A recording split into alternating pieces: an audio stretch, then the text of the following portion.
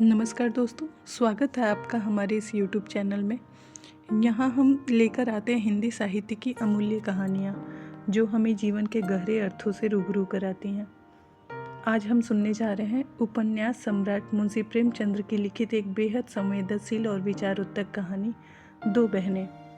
यह केवल दो बहनों की कथा नहीं है, बल्कि उस समाज की सच्चाई को उजागर करती है जहाँ रिश्तों की मिठास और कड़वाहट आर्थिक परिस्थिति और मानवीय स्वाभिमान की गहराई से जुड़ी होती है। प्रेमचंद्र की लेखनी यहाँ भी दिल को छूती है, कहीं चुपचाप, कहीं झकझोर के। तो चलिए डूबते हैं इस मार्मिक कहानी की दुनिया में और जानते हैं कि जब प्यार, लालच, आत्मसम्मान और सामाजिक असमानता आपस में टकराते हैं तो रिश्तों की कैसी दशा होती है। दोनों बहनें 2 साल बाद एक तीसरे नातेदार के घर मिलीं और खूब रो धोकर खुश हुईं। तो बड़ी बहन रूप कुमारी ने देखा कि छोटी बहन राम दुलारी सिर से पांव तक गहने से लदी हुई है। उसका रंग भी कुछ खुल गया है, स्वभाव में कुछ गरिमा आ गई है और बातचीत करने में ज़्यादा चतुर हो गई है। कीमती बनारसी साड़ी और बेलदार उन्नवी मखमल के जम्पर ने उसके रूप को और भी चमका दिया। वहीं दुलारी लड़कपन से सिर के बाल खोले फूहड़ सी इधर उधर खेला करती थी। अंतिम बार रूप कुमारी ने उसे विवाह में देखा था 2 साल पहले। तब भी उसकी शकल सूरत में कुछ ज़्यादा अंतर न हुआ था। लंबी तो हो गई थी, मगर उतनी ही दुबली, उतनी ही फूहड़, उतनी ही मंदबुद्धि, जरा जरा सी बात पे रूठने वाली। मगर आज तो कुछ हालात और ही हैं, जैसे कली खिल गई हो। और यह रूप इसने छिपा कहाँ रखा था? नहीं, आँखों को धोखा हो रहा है। यह रूप नहीं, केवल आँखों को लुभाने की शक्ति है। रेशम और मखमल और सोने के बल पे वह रूप रेखा थोड़े बदल जाता है, फिर भी आँखों में समाई जाती है। 50 स्त्रियाँ जमा हैं, मगर यह आकर्षण, यह जादू किसी और में नहीं। कहीं आईना मिलता तो जरा वो अपनी सूरत देखती। घर से चलते समय ही आईना देखा था। अपने रूप को चमकाने के लिए जितना सान चढ़ा सकती थी उसने कुछ अधिक ही चढ़ाया था, लेकिन अब वह सूरत जैसे स्मृति से मिट गई थी। उसकी धुंधली सी परछाई भर हृदय पट पर है। उसे फिर से देखने के लिए वह बेकरार हो रही है। वह अब तुलनात्मक दृष्टि से देखेगी राम दुलारी में यह आकर्षण कहाँ से आया, इस रहस्य का पता लगाएगी। यूँ उसके पास मेकअप की सामग्री के साथ छोटा सा आईना भी है, लेकिन भीड़ भाड़ में वह आईना देखने या बनाव श्रृंगार की आदी नहीं है। ये औरतें दिल में ना जाने क्या समझे, मगर यहाँ कोई आईना तो होगा ही, ड्राइंग रूम में ज़रूर ही होगा। वह उठकर ड्राइंग रूम में गई और कद्दे आदम शीशे में अपनी सूरत देखी। वहाँ इस वक्त कोई और न था। मर्द बाहर सहन में थे, औरतें गाने बजाने में लगी हुई थीं। उसने आलोचनात्मक दृष्टि से एक एक अंगों के एक एक विन्यास को देखा। उसका अंग विन्यास, उसकी मुख छवि निष्कलंक है, मगर वह ताजगी, वह मादकता, वह माधुर्य नहीं। हाँ, नहीं है। वह अपने को धोखे में नहीं डाल सकती। कारण क्या है? यही कि राम दुलारी आज खिली है, उसे खिले जमाना हो गया। लेकिन इस ख्याल से उसका चित्त शांत नहीं होता। वह राम दुलारी से हठी बनकर ही रहेगी। ये पुरुष भी कितने गादवी होते हैं, किसी में सच्चे सौंदर्य की परख नहीं है। उन्हें तो जवानी और चंचलता और हाव भाव ही चाहिए। आंखें रखकर भी अंधे बनते हैं। भला इन बातों का आपसे क्या संबंध? ये तो उम्र के तमाशे हैं। असली रूप तो वह है जो समय की परवाह न करे। उसके कपड़े में राम दुलारी को खड़ा कर दो, फिर देखो यह सारा जादू कहाँ उड़ जाता है, चुड़ैल सी नजर आए। मगर इन अंधों को कौन समझाए? मगर राम दुलारी के घर वाले तो इतने संपन्न न थे। विवाह में जो जोड़े और गहने आए थे वे बहुत ही निराशजनक थे। खुशहाली का दूसरा कोई सामान भी न था। इसके ससुर एक रियासत के मुख्तियार थे और दूल्हा कॉलेज में पढ़ता था। इस 2 साल में कहाँ से यह खून बरस गया, कौन जाने। गहने कहीं से मांग के लाई हो, कपड़े भी मांगे हो सकते हैं। कुछ औरतों को अपनी हैसियत बढ़ाकर दिखाने की लत होती है, तो वह स्वांग राम दुलारी को मुबारक हो।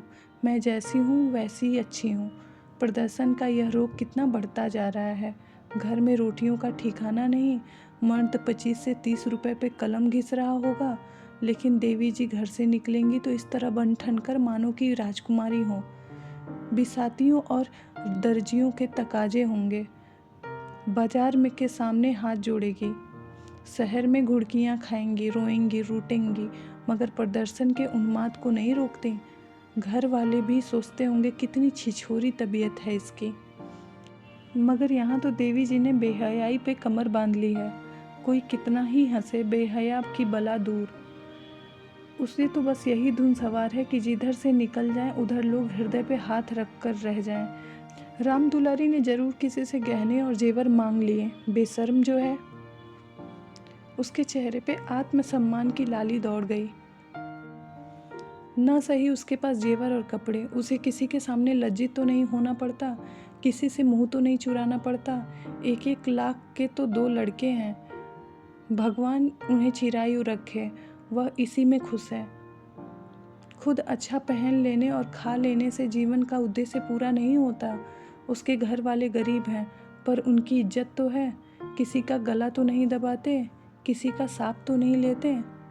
इस तरह वह अपने मन को ढांढस दे के फिर बरामदे में आई तो राम दुलारी ने जैसे ही उसे दया की आंखों से देखा और कहा, जीजा जी की कुछ तरक्की वरक्की हुई कि नहीं बहन, या अभी भी वही 65 रुपए में कलम घिस रहे हैं। रूप कुमारी के देह में आग सी लग गई। ओफो रे दिमाग, मानो उसका पति लाट ही हो। अकड़ कर बोली, तरक्की क्यों नहीं हुई? अब 100 के ग्रेड में है। आजकल यह भी गनीमत है। नहीं, अच्छे अच्छे एमए पासों को देखती हूँ कि कोई टके की नहीं पूछता। तेरा शौहर तो अब बीए में होगा। राम दुलारी ने नाक सिकोड़ कर कहा, उन्हें तो पढ़ना छोड़ दिया बहन, पढ़कर औकात खराब करना था क्या? एक कंपनी के एजेंट हो गए हैं, अब 250 रुपया महावर पाते हैं, कमीशन ऊपर से। 5 रुपये रोज़ सफ़र खर्च के भी मिलते हैं। यह समझ लो कि 500 की औसत पड़ जाता है। 150 महावर तो उनका निज खर्च है बहन। ऊंचे ओहदे के लिए अच्छी हैसियत भी तो चाहिए। 350 बेदाग घर दे देते हैं, उसमें से 100 रुपये मुझे मिलते हैं। 250 में घर का खर्च खुशफैली से चल जाता है। एमए पास करके क्या करते हैं? रूप कुमारी इस कथन को शेख चिल्ली की दास्तान से ज़्यादा महत्व नहीं देना चाहती थी, मगर राम दुलारी के लहजे में इतनी विश्वास उत्पादकता थी कि वह अपने निम्न चेतना से उसे प्रभावित हो रही है और उसके मुख पर पराजय की खिन्नता साफ झलक रही है। मगर यदि उसे बिल्कुल पागल नहीं हो जाना है तो इस ज्वाला को हृदय से निकाल देना पड़ेगा। जिरह करके अपने मन को विश्वास दिलाना पड़ेगा कि इसके काव्य में 1/4 से ज़्यादा सत्य नहीं है। 1/4 तक तो वह सह सकती है, इससे ज़्यादा उसे सहा नहीं जाएगा।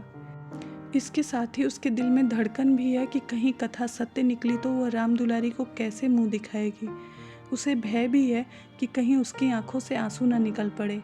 कहाँ 75 और कहाँ 500, इतनी बड़ी रकम आत्मा की हत्या करके भी क्यों न मिले। फिर भी रूप कुमारी के लिए असह्य है। आत्मा का मूल्य अधिक से अधिक 100 रुपये हो सकता है, 500 किसी हालात में नहीं। उसने परिहास के भाव में पूछा, जब एजेंटी में इतना वेतन और भत्ता मिलता है तो सारे कॉलेज बंद क्यों नहीं हो जाते? हजारों लड़के क्यों अपनी ज़िंदगी खराब करते हैं? राम दुलारी बहन के खिसियानेपन का आनंद उठाती हुई बोली, बहन तुम यहाँ भूल रही हो, एमए तो सभी पास करते हैं, मगर एजेंटरी बिरले को ही आती है।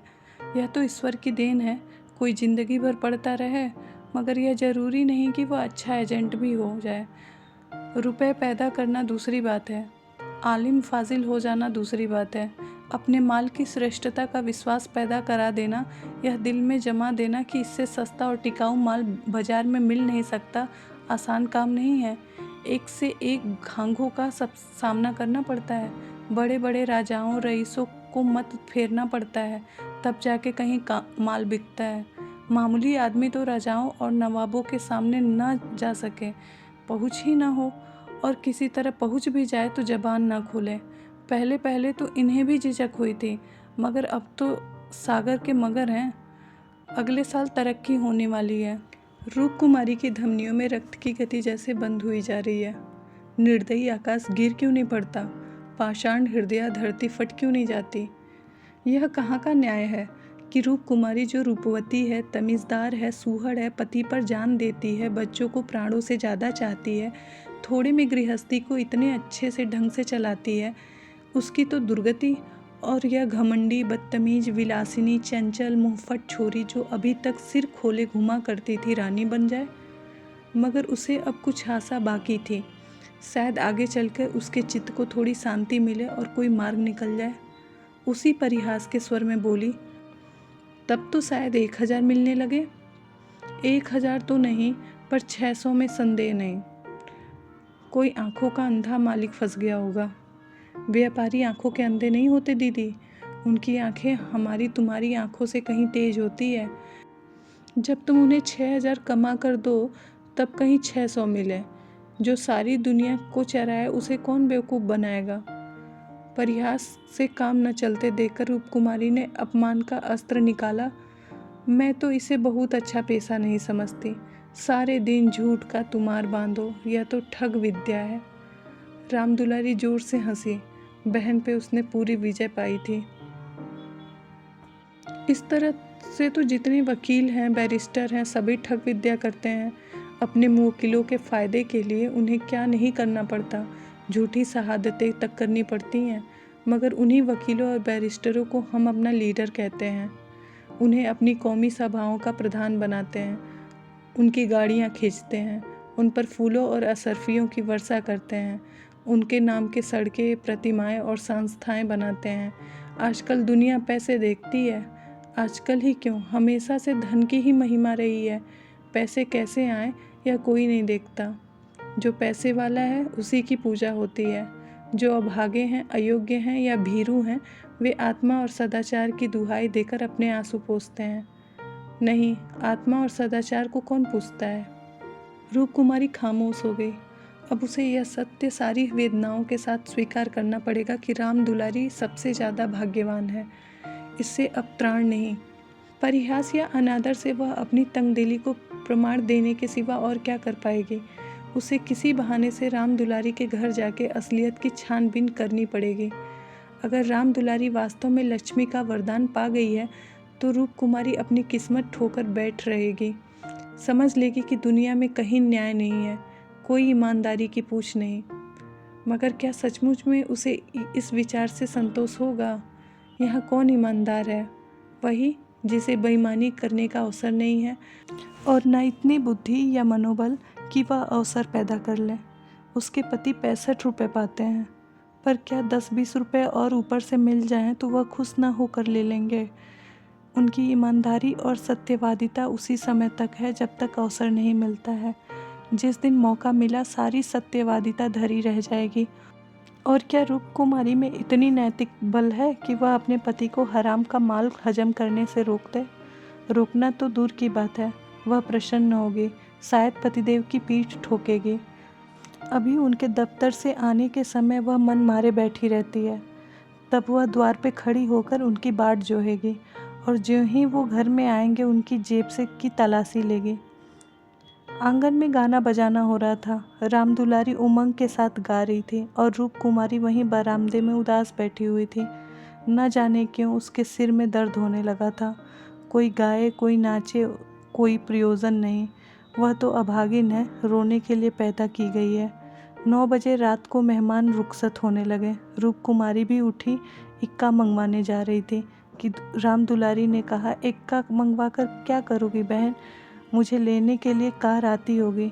चलो 2-4 दिन मेरे यहाँ रहो, फिर चली जाना। मैं जीजा जी को कहलवा भेजूंगी, तुम्हारा इंतज़ार न करें।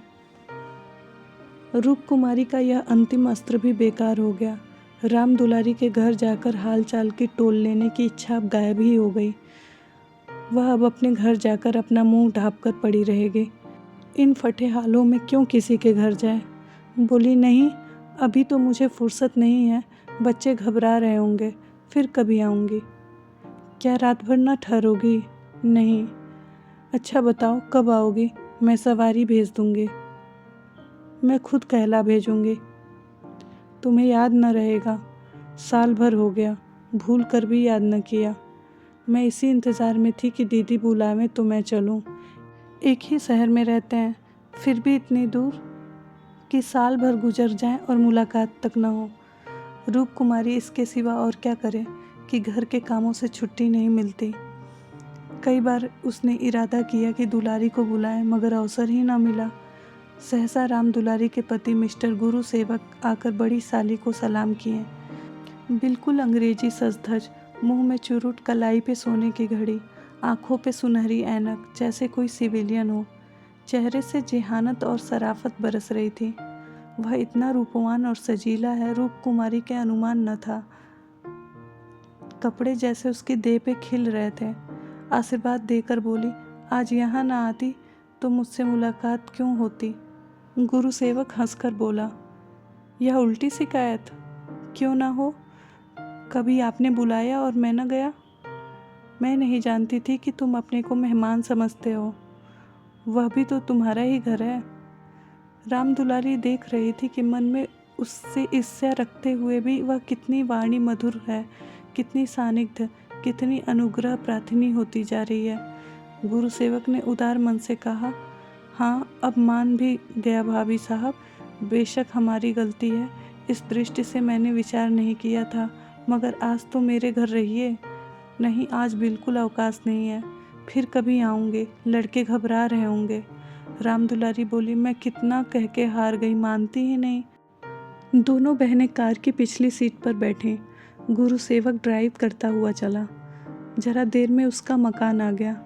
राम दुलारी फिर बहन से उतरने के लिए आग्रह की, पर वह न मानी। लड़के घबरा रहे होंगे, आखिर राम दुलारी उसके गले मिलकर अंदर चली गई। गुरु सेवक ने कार बढ़ाई। रूप कुमारी उड़ती हुई निगाह से राम दुलारी का मकान देखा और वह ठोस सत्य एक सलाखा की भांति उसके कलेजे में चुभ गया। कुछ दूर जाकर गुरु सेवक ने बोला, भाभी मैंने तो अपने लिए एक अच्छा रास्ता निकाल लिया है। अगर 2-4 साल इसी तरह काम करता रहा तो आदमी बन जाऊंगा। रूप कुमारी ने सहानुभूति के साथ कहा, राम दुलारी ने मुझे बताया था, भगवान करे जहाँ रहो खुश रहो, मगर जरा हाथ पैर संभाल के रहना। मैं मालिक की आंख बचाकर एक पैसा भी लेना पाप समझता हूँ भाभी। दौलत का मज़ा तो तभी है कि ईमान सलामत रहे। ईमान खोकर पैसे मिले तो क्या, ऐसी दौलत को त्याज्य समझता हूँ। और आंख किसकी बचाऊँ, सब सियाह सफ़ेद तो मेरे हाथ हैं। मालिक तो रहा नहीं, केवल उसी की बेवा है। उसने सब कुछ मेरे हाथ में छोड़ दिया है। मैंने उसका कारोबार संभाल न लिया होता तो सब कुछ चौपट हो जाता। मेरे सामने तो मालिक सिर्फ 3 महीने जिंदा रहे, मगर आदमी परखना खूब जानते थे। मुझे 100 रुपये पर रखा और 1 महीने में 200 रुपये कर दिया। आप लोगों की दुआ से पहले ही महीने में मैंने 12,000 का काम किया। क्या काम करना पड़ता है, रूप कुमारी ने बिना किसी उद्देश्य के पूछा। वह मशीनों की एजेंटी है, तरह तरह की मशीनें मंगाकर बेचना, ठंडा जवाब था। रूप कुमारी का मनहूस घर आ गया। द्वार पर एक लालटेन टिमटिमा रही थी। उसके पति उमानाथ द्वार पर टहल रहे थे, मगर रूप कुमारी ने गुरु सेवक से उतरने के लिए आग्रह नहीं किया। एक बार शिष्टाचार के नाते कहा जरूर, पर जोर नहीं दिया, और उमानाथ तो गुरु सेवक से मुखातिब भी नहीं हुए। रूप कुमारी को वह घर अब कब्रिस्तान सा लग रहा था, जैसे फूटा हुआ भाग्य हो। न कहीं फर्श, न फर्नीचर, न गमले, 2-4 टूटी हुई तिरपाइयाँ, एक लकड़ी का मेज, 4-5 पुरानी पुरानी खाटें, यही उस घर की बिसात थी। आज सुबह तक रूप कुमारी इसी घर में खुश थी, लेकिन अब वह घर से कांटे खा रहा है। लड़के अम्मा अम्मा करके दौड़ रहे हैं, मगर उसने दोनों को झिड़क दिया। उसके सिर में दर्द है, वह किसी से नहीं बोलेगी, कोई उसे ना छेड़े। अभी घर में खाना नहीं पका, पकाता कौन, लड़कों ने तो दूध पी लिया है। किंतु उमानाथ ने कुछ नहीं खाया। इसी इंतज़ार में थे कि रूप कुमारी आए तो पकाए, पर रूप कुमारी के सिर में दर्द है, मजबूर होकर बाजार से पूड़ियाँ लानी पड़ेंगी। रूप कुमारी ने तिरस्कार के स्वर में कहा, तुम अब तक मेरा इंतज़ार क्यों करते रहे। मैंने तो खाना पकाने की नौकरी नहीं लिखाई है, और जो रात में वहीं रह जाती। आखिर तुम कोई महाजिन क्यों नहीं रख लेते। क्या ज़िंदगी भर मुझी को पीसते रहोगे। उमानाथ ने उसकी तरफ आहत विस्मय की आंखों से देखा। उसके बिगड़ने का कोई कारण उनकी समझ में न आया। रूप कुमारी से उन्होंने हमेशा निरापाद सहयोग पाया है, निरापद नहीं, सहानुभूतिपूर्ण भी।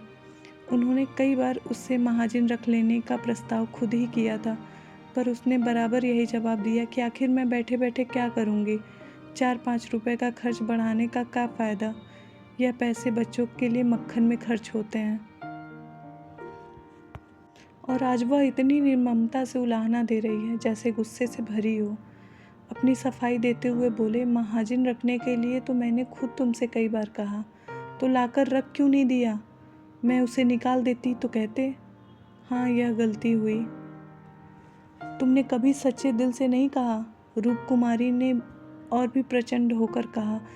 तुमने केवल मेरा मन लेने के लिए कहा।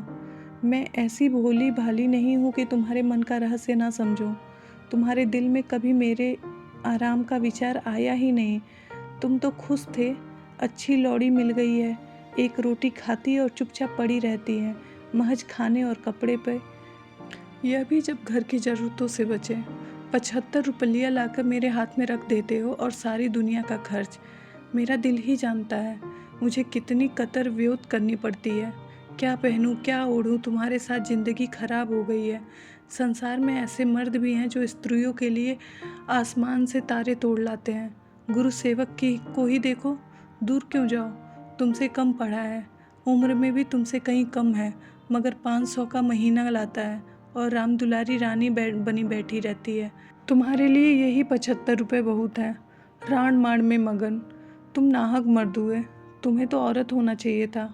औरतों के दिल में कैसे कैसे अरमान होते हैं, मगर मैं तुम्हारे लिए घर की मुर्गी का बासी साग हूँ। तुम्हें तो कोई तकलीफ़ नहीं होती, तुम्हें तो कपड़े भी अच्छे चाहिए, खाना भी अच्छा चाहिए, क्योंकि पुरुष हो, बाहर से कमा कर लाते हो। मैं चाहे जैसे रहूं तुम्हारी बला से। वाग बाड़ों का यह सिलसिला कई मिनटों तक जारी रहा और उमानाथ चुपचाप सुनते रहे। अपनी जान में उन्होंने रूपवती को कोई शिकायत का मौका नहीं दिया। उनका वेतन कम है, यह सत्य है, पर उनसे बस की बात तो नहीं है। वह दिल लगाकर अपना काम करते हैं, अफसरों को खुश रखने की सदैव चेष्टा करते हैं। इसी साल बड़े बाबू के छोटे सुपुत्र 6 महीने तक बिना नागा पढ़ाया, इसलिए तो वह प्रसन्न रहे। अब वह और क्या करें। रूप कुमारी की खफंगी का रहस्य वह समझ गए। अगर गुरु सेवक वास्तव में 500 रुपये लाता है तो बेशक वह भाग्य का बली है, लेकिन दूसरों की ऊंची पेशानी देखकर अपना माथा तो नहीं फोड़ा जाता। किसी संयोग से उसे यह अवसर मिल गया, मगर हर एक को तो ऐसे अवसर नहीं मिलते। वह इसका पता लगाएंगे कि सचमुच में उसे 500 मिलते हैं या महज डिंग है। और मान लिया कि 500 मिलते हैं, तो क्या इससे रूप कुमारी को यह हक है कि वह उसे ताने दे और उसे जली कटी सुनाए? अगर इसी तरह वह भी रूप कुमारी से ज़्यादा रूपवती और सुशीला रमणी देखकर रूप कुमारी को कोसना शुरू कर दे तो कैसा हो? रूप कुमारी सुंदरी हैं, मृदुभाषिणी हैं, त्यागमयी हैं, लेकिन उनसे बढ़कर सुंदरी, मृदुभाषिणी, त्यागमयी देवियों से दुनिया खाली नहीं है। तो क्या इस कारण से वह रूप कुमारी का अनादर करे? एक समय था जब उनकी नज़र में रूप कुमारी से ज़्यादा रूपवती रमणी संसार में न थी, लेकिन वह उन्माद कब शांत हो गया। भावुकता के संसार से वास्तविक जीवन में आए उन्हें एक युग बीत गया। अब तो वह विवाहित जीवन का उन्हें अनुभव हो गया है। एक को दूसरे के गुण दोष मालूम हो गए हैं। अब तो संतोष में ही उनका जीवन सुखी रहता है, मगर रूपवती समझदार होकर भी इतनी मोटी मोटी सी बात नहीं समझ सकती। फिर भी उन्हें रूप कुमारी से सहानुभूति ही हुई। वह उदार प्रकृति के आदमी थे और कल्पनाशील भी। उसकी कटु बातों का उन्होंने कुछ जवाब न दिया, शरबत की तरह पी गए। अपनी बहन के ठाठ देखकर एक क्षण के लिए रूप कुमारी के मन में ऐसे निराशाजनक, अन्यायपूर्ण, दुखद भाव का उठना बिल्कुल स्वाभाविक है। रूप कुमारी कोई सन्यासी नहीं, वीरांगनी नहीं कि हर दशा में अविचलित रहें। इस तरह अपने मन को समझाकर उमानाथ ने गुरु सेवक के विषय में तहकीकात करने का संकल्प किया। 1 सप्ताह तक रूप कुमारी मानसिक अशांति की दशा में रही। बात बात में झुंझलाती, लड़कों को डांटती, पति को कोसती और अपने नसीब को रोती। घर का काम तो करना ही पड़ता था। लेकिन अब इस काम में उनको आनंद ना आता था। बेकार सी टालती थी। घर की जिन पुरानी धुरानी चीज़ों से उनकी आत्मीय संबंध सा हो गया था, उनकी सफाई और सजावट में वो व्यस्त रहा करती थी, उनकी तरफ अब आंख उठाकर भी न देखती।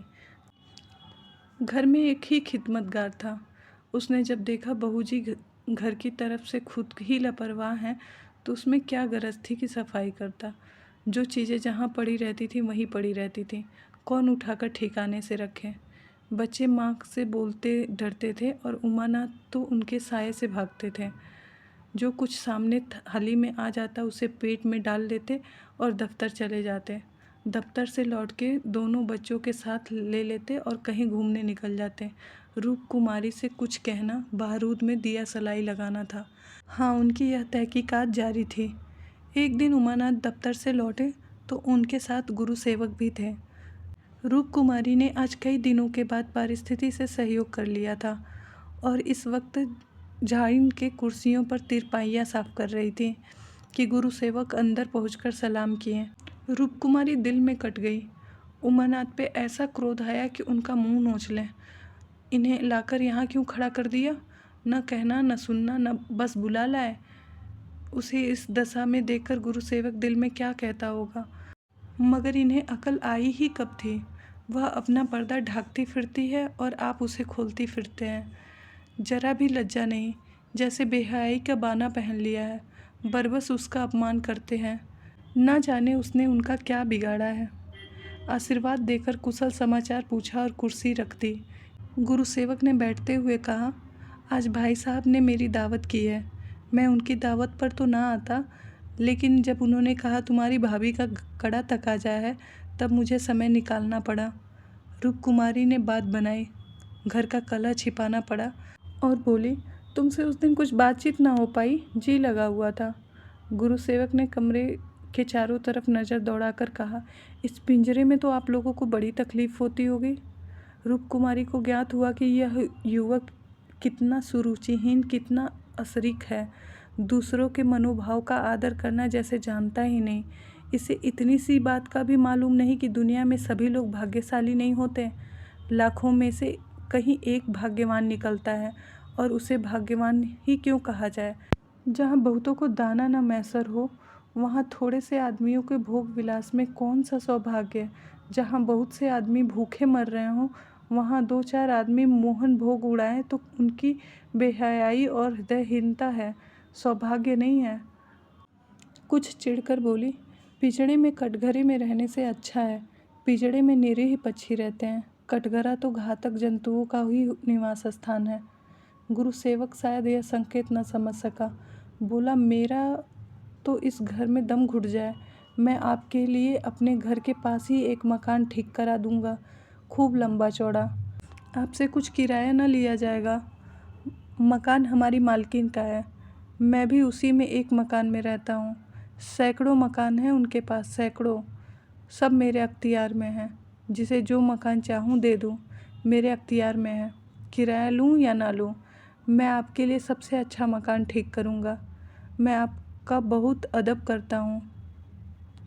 रूप कुमारी समझ गई, महाशय इस वक्त नशे में हैं, अभी यूं बहक रहे हैं।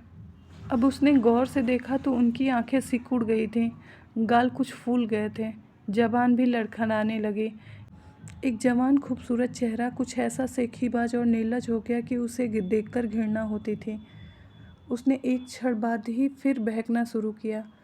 मैं आपका बहुत अदब करता हूँ। जी हाँ, आप मेरी बड़ी भाभी हैं। आपके लिए मेरा जान हाजिर है। आपके लिए एक मकान नहीं, 100 मकान तैयार हैं। मैं मिसेज लोहिया का मुख्तियार हूँ। सब कुछ मेरे हाथ में है, सब कुछ। मैं जो कुछ कहता हूँ वो आंखें मूंद के मंजूर कर लेती हैं। मुझे अपना बेटा समझती हैं। मैं उसकी सारी जायदाद का मालिक हूँ। मिस्टर लोहिया ने मुझे 20 रुपये पर रखा, 20 रुपये पर बड़ा मालदार था। मगर किसी को नहीं मालूम उसकी दौलत कहाँ से आती थी। किसी को नहीं मालूम, मेरे सिवा कोई नहीं जानता। यह खुफिया फरोश था। किसी ने से कहना नहीं, वह चोरी से कोकीन बेचता था।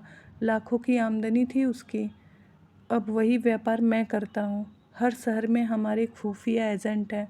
मिस्टर लोहिया ने मुझे इस फन में उस्ताद बना दिया। जी हाँ, मजाल नहीं कि मुझे कोई गिरफ्तार कर ले। बड़े बड़े अफसरों से मेरा याराना है। उनके मुंह में नोटों के पुलिंदे ठूस ठूस कर उनकी आवाज़ बंद कर देता हूँ। कोई चू तक नहीं करता। दिन दहाड़े बेचता हूँ। हिसाब में लिखता हूँ 1000 रिश्वत दी, देता हूँ 500, बाकी यारों का है। बेदरेग रुपए आते हैं और बेदरेग खर्च करता हूँ। बुढ़िया को तो राम नाम से मतलब है। 70 चूहे खा के अब हज करने चली है। कोई मेरा हाथ पकड़ने वाला नहीं, कोई बोलने वाला नहीं। जेब से नोटों की एक बंडल निकाल कर, यह आपके चरणों में भेंट है। मुझे दुआ दीजिए कि इसी शान से ज़िंदगी कट जाए। और आत्मा और सदाचार के उपासक हैं, उन्हें कुबेर लाते मारता है। लक्ष्मी जी उनको पकड़ती हैं जो उनके लिए अपना दीन और ईमान सब कुछ छोड़ने को तैयार है। मुझे बुरा न कहिए, मैं कौन मालदार हूँ। जितने धनी हैं वे सब के सब लुटेरे हैं, पक्के लुटेरे, डाकू। कल मेरे पास रुपए हो जाएं तो मैं एक धर्मशाला बनवा दूं। फिर देखिए मेरी कितनी वाह वाह होती है। कौन पूछता है मुझे दौलत कहाँ से मिली। जिस महात्मा को कहिए बुलाकर उससे प्रशंसा करवा लूं। मिस्टर लोहिया को महात्माओं ने धर्म भूषण की उपाधि दी थी। इन स्वार्थी पेट के बंदरों ने उस बुड्ढे को, जिससे बड़ा कुकर्मी संसार में न होगा। यहाँ तो लूट है। एक वकील आधा घंटा बहस करके 500 रुपये मार लेता है। एक डॉक्टर जरा सा नस्तर लगाकर 1000 सीधा कर लेता है। एक जुआरी स्पेसुकुलस में एक एक दिन लाखों रुपए न्यारा वारा करता है। अगर उनकी आमदनी जायज़ है तो हमारी आमदनी जायज़ है। मेरी निगाह में बड़े से बड़े मालदार की भी कोई इज्जत नहीं। मैं जानता हूँ कि वह कितना बड़ा हथकंडेबाज है। जहाँ कोई आदमी आंखों में धूल झोंक सके वहीं सफल है। गरीबों को लूटकर मालदार हो जाना समाज की पुरानी परिपाटी है। मैं भी वही करता हूँ जो दूसरे करते हैं। जीवन का उद्देश्य ही ऐसा करना है। खूब लूटूंगा, खूब ऐश करूँगा और बुढ़ापे में खूब खैरात करूँगा और एक दिन लीडर बन जाऊँगा। कहिए, गिना दूँ यहाँ कितने लोग जुआ खेल खाल कर करोड़पति हो गए, कितने औरतों का बाजार लगाकर करोड़पति हो गए। सहसा उमानाथ ने आकर कहा, मिस्टर गुरुसेवक क्या कर रहे हो। चलो चाय पी लो, ठंडी हो जाएगी। गुरुसेवक ऐसा हड़बड़ाकर उठा मानो अपने को सचेत रहने का प्रमाण देना चाहता हो, मगर पांव लड़खड़ाए और ज़मीन पर गिर पड़ा। फिर संभल कर उठा और झूमता झामता ठोकरे खाता बाहर चला गया। रूप कुमारी ने आज़ादी की सांस ली। यहाँ बैठे बैठे उसे हौलदिल सा हो रहा था। कमरे की हवा जैसे कुछ भारी हो गई थी। जो प्रेरणाएं कई दिन से अच्छे अच्छे मनोहर रूप भरकर उसके मन में आ रही थी, आज उसको हल्का सा विभत्स और घिनौना रूप नजर आने लगा। जिस त्याग और सादगी साधुता के वातावरण में अब तक उसकी ज़िंदगी गुजर रही थी, उसमें इस तरह के दांव पे छल कपट पतित स्वार्थ घुसना बिल्कुल ऐसा नहीं था जैसे किसी बाग में सांडों का एक झुंड घुस जाए। इन दामों में वह दुनिया की सारी दौलत और सारा ऐश खरीदने को भी तैयार न हो सकती थी। नहीं, अब राम दुलारी के भाग्य से अपने भाग्य का बदला न करेगी। वह अपने हाल में खुश है। राम दुलारी पर उसे दया आ रही थी, जो भोग विलास की धुन और अमीर कहलाने की मोह में अपनी आत्मा का सर्वनाश कर रही है। मगर वह बेचारी भी क्या करे। और क्या गुरु सेवक का भी उसमें दोष है। जिस समाज में दौलत पुजारी है, वहाँ मनुष्य का मोल उसके बैंक अकाउंट और टिम टाम से आका जाता है। वहाँ पग पग पे प्रलोभन का जाल बिछा हुआ है और समाज कुव्यवस्था और आदमी में ईर्ष्या, द्वेष, अपहरण, नीचता के भाव को उकसाती हुई उभारती रहती है। गुरु सेवक और राम दुलारी उस जाल में फंस जाएं, उस प्रवाह में बह जाएं तो कोई अचरज नहीं है। उसी वक्त उमानाथ ने आकर कहा, गुरुसेवक यहाँ बैठा बैठा कहाँ बहक रहा था। मैंने तो उसे विदा कर दिया। जी डरता था कहीं पुलिस उसके पीछे न लगी हो, नहीं तो मैं भी गेहूं के साथ धुन की तरह पिस जाऊं। रामकुमारी ने क्षमा प्रार्थी नेत्रों से उन्हें देखकर जवाब दिया। वही अपनी खुफिया फरोसी के डिंगे मार रहा था। मुझे भी मिसेज लोहिया से मिलने के लिए कह के गया है। जी नहीं, आप अपनी कलरकी में ही जिए जाइए, इसी में हमारा कल्याण है। मगर कलरकी में ये ऐस कहाँ क्यों ना साल भर की छुट्टी लेकर जरा उसकी भी दुनिया की सैर कर लूँ। मुझे अब ये ऐश का मोह नहीं रहा। दिल से कहती हो, सच्चे दिल से। उमानाथ 1 मिनट तक चुप रहने के बाद फिर बोले, मैं आकर तुमसे यह वृत्तांत कहता तो तुम्हें विश्वास आता ही नहीं। सच कहना। कभी नहीं। मैं तो कल्पना नहीं कर सकती कि अपने स्वार्थ में कोई आदमी दुनिया को विष खिला सकता है। मुझे सारा हाल पुलिस के सब इंस्पेक्टर से मालूम हुआ। मैंने उसे खूब शराब पिला दी थी कि नशे में बहकेगा तो ज़रूर सब कुछ उगल देगा। ललचाता तो तुम्हारा भी जी था ना। हाँ, ललचाता तो था, पर अब नहीं ललच रहा। मगर ऐश करने के लिए जिस हुनर की ज़रूरत है वह कहाँ से लाऊंगा। ईश्वर न करे वह हुनर तुम में आए। मुझे तो उस बेचारे पे तरस आती है। मालूम नहीं खैरियत से घर पहुंच गया या नहीं। उसकी कार थी, कोई चिंता नहीं। रूप कुमारी एक क्षण जमीन की तरफ ताकती रही, फिर बोली, मुझे दुलारी के घर पहुंचा दो। अभी शायद मैं उसकी कुछ मदद कर सकूं। जिस बाग की वह सैर कर रही है उसके चारों तरफ निशाचर घात लगाए बैठे हैं। शायद मैं उसे बचा सकूं। उमानाथ ने देखा उसकी छवि कितनी दया पुलकित हो उठी है। इसी के साथ रिश्तों की यह कहानी यहीं समाप्त होती है। मिलते हैं आपसे अगले कहानी में। तब तक के लिए नमस्कार।